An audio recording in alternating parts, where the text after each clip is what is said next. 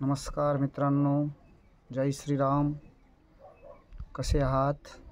मी आहे आपला रंगनाथ महाराज गाडेकर. बरेच दिवस झाले आपल्याबरोबर संपर्क साधता आला नाही, मला व्हिडिओ टाकता आला नाही, कारण मी थोडा आजारी होतो आणि आता आजारातून थोडा बरा झालो आहे. आणि म्हणून असं वाटलं की थोडंसं आपल्याशी काहीतरी हितगुज साधावं, आणि म्हणून आजचा हा प्रयत्न आहे.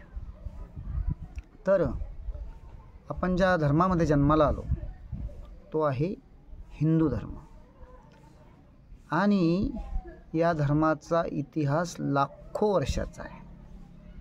कारण हा धर्म प्रत्येक धर्माला संस्थापक आहे, परंतु आपला जो सनातन धर्म आहे, हिंदू धर्म आहे, याला कोणीही संस्थापक नाही.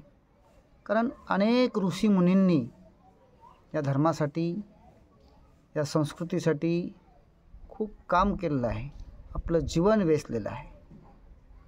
आणि आपल्या धर्मात मुलांना, सर्वसामान्य माणसांना आपल्या धर्माविषयी काहीही माहीत नसतं.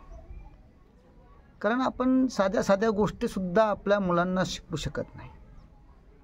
त्याच्यामुळं काय होतं की आपले मुलं, कोणी जर प्रश्न विचारला की तुमचा धर्म कशामुळं महान आहे, आम्ही का धर्म महान मानावा, त्यांना उत्तर देता येत नाही.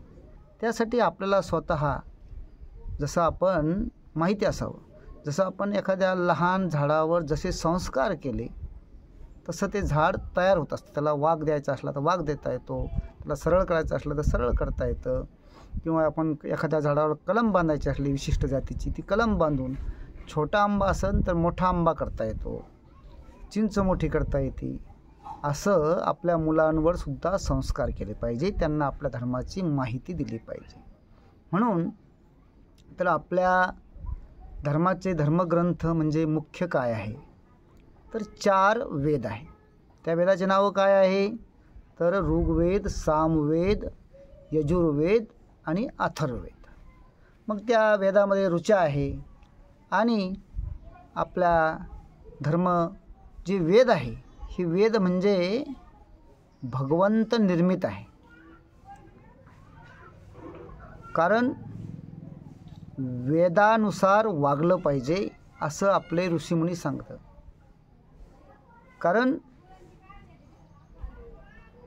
ऋषी तुकाराम महाराज म्हणतात, आम्ही वैकुंठवासी आलो याची कारणासी, बोलिले जे ऋषी साच भावे वर्ताया, झाडू संताचे मार्ग आडराणी भरिले जग, उच्चिष्टाचा भाग शेष उरला तो सेव. कारण ऋषीमुनींनी जे परंपरा लावून दिलेली आहे त्याच परंपरेचे आम्ही पाईक आहोत असं तुकाराम महाराज सांगतात. आणि मग त्या वेदाच्या नंतर त्या वेदाचाच भाग ब्राह्मण्यक म्हणून किंवा आरण्यके हे आहे, आणि त्या वेदाचाच दुसरा पुन्हा उपनिषद हा एक भाग आहे. आणि आपल्या धर्मामध्ये 108 प्रकारचे उपनिषद आहे, पण त्याच्यापैकी 10-12 उपनिषदाला चांगली मान्यता आहे आणि त्याचा लोक अभ्यास करतात. आणि त्या अभ्यासाचे केंद्र म्हणजे देहू आळंदी आहे, त्याच्यानंतर काशी आहे, काशीला बनारस हिंदू विद्यापीठ आहे. पुन्हा तुम्ही ऋषिकेशला गेलात, हरिद्वारला गेलात, त्याच्या पुढं जर गेले तर उत्तर काशी, इथंसुद्धा आपल्या धर्माच्या या ग्रंथावर खूप अभ्यास आहे. आणि याच्यानंतर मग रामायण आहे, महाभारत आहे. पुन्हा 6 दर्शन आहे आपल्या धर्मामध्ये, जे सांख्यशास्त्र आहे, पातंजल शास्त्र आहे, मीमांसा आहे, मीमांसामध्ये पूर्वमीमांसा आहे, उत्तर मीमांसा आहे, वेदांत शास्त्र आहे. असे 6 दर्शन आहे. व्याकरण, त्यामध्ये व्याकरण आहे. आणि अशा या दर्शनाचा अभ्यास केला पाहिजे. आपण आपल्या मुलांना जुजबी माहीत दिली पाहिजे. मग त्याच्यामध्ये सगळ्यात सोपं भगवद्गीता आहे, श्रीमद भगवद्गीता, जी श्रीकृष्ण भगवंतानं अर्जुनाला कुरुक्षेत्रावर सांगितलेली होती. त्याचे 18 अध्याय आहे आणि 700 श्लोक आहे. म्हणून अशा थोड्या थोड्या गोष्टीसुद्धा आपण आपल्या मुलांना शिकवल्या तर आपल्या मुलं कधीही धर्मांतरित होणार नाही.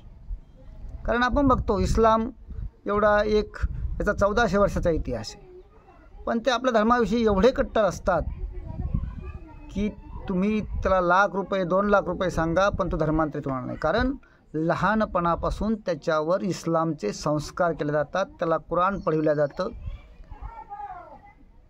त्याला नमाज शिकवल्या जाते. त्याचे वडील त्याला दर शुक्रवारी नमाजला घेऊन जातात. कारण मुसलमान कितीही मोठं दुकान असलं तरी शुक्रवारच्या दुपारच्या नमाजला दुकान उघडं सोडून अक्षरशः जातात. त्याकरता तसा ख्रिश्चन लोक आहे आपल्याकडे, जे आज रविवारची सुट्टी बघतो ना आपण, ते ख्रिश्चन लोकांची देण आहे. रविवारी ख्रिश्चन लोक आपल्या मुलांना घेऊन त्यांच्या चर्चमध्ये म्हणजे गिरजाघरामध्ये घेऊन जात असतात आणि त्यामुळं त्यांनी रविवारची सुट्टी ठेवली होती.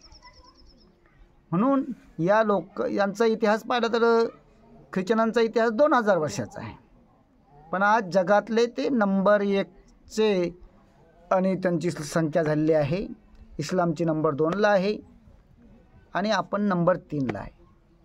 आणि या जगाच्या पाठीवर अनेक संस्कृती उदयाला आल्या आणि लोप पावल्या.